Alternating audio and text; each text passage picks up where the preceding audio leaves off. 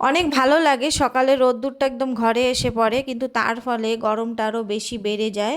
আজ হচ্ছে আমাবস্যা, তো সম্পূর্ণ নিরামিষই রান্না করব।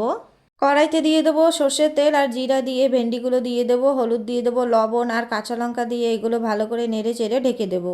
পাশে মুগ ডালগুলোকে ভালো করে ধুয়ে প্রেসার কুকারে পাশের চুলাতে বসিয়ে দেবো সেদ্ধ হওয়ার জন্য। তার মাঝে আমার ভেন্ডি ভাজাগুলো হয়ে গেছে।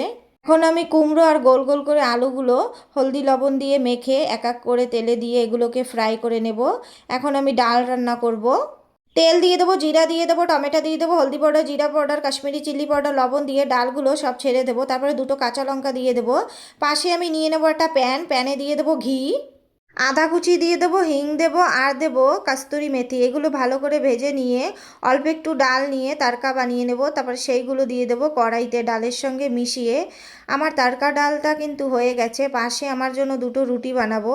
ডালের সাথে রুটির সাথে কিন্তু দারুণ লাগে। তো আজকের মতন এটুকুই।